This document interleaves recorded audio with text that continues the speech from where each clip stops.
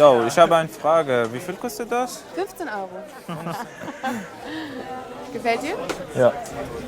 یکی از ویژگی‌های د دې بازارونو یوه ځانګړتیا چنې وهل دي. دیگه شام د عادي بازارونو برعکس دلته د ارزانه پیرلو لپاره چنې وهلی شئ. در آلمان مثل د خیلی نورو هیوادونو په څیر په جرمني کې هم اونیز بازارونه وي چې فلومارکت ورته وایي.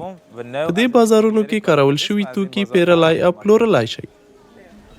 در این فول مارکت په دې بازارونو کې د کور د اړتیا وړ هر ډول نوي او زاړه توکي، جامې او نور شیان په ارزانه بیه موندلی شئ. خیلی مناسب پیدا کنید. برای خرید د وسایل برېښنایي وسایلو د اخیستلو پر مهال مو پام وي چې په سموالي یې ځان ډاډه کړئ، ځکه دلته یې د ازمویلو شونتیاوې نه وي او له اخیستلو وروسته یې بیرته نشئ ورکولی.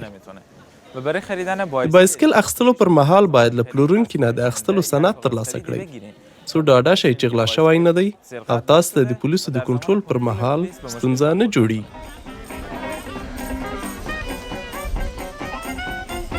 فلومارکټونه یوازې د اخیستلو او پلورلو لپاره نه دي بلکې د ساتیرۍ یو فرصت هم دی او همداشان د جرمني په زاړه فرهنګ کې ریښې لري.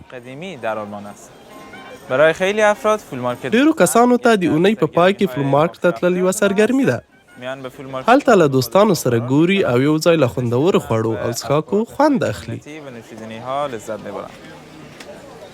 در کنار این فول مارکت د دې مارکیټونو ترڅنګ آنلاین انټرنیټي مارکیټونه هم شته چې د دې بازارونو په شان هلته هم دوهم لاس توکي اخیستلی او خرڅولی شئ. یا بخرید.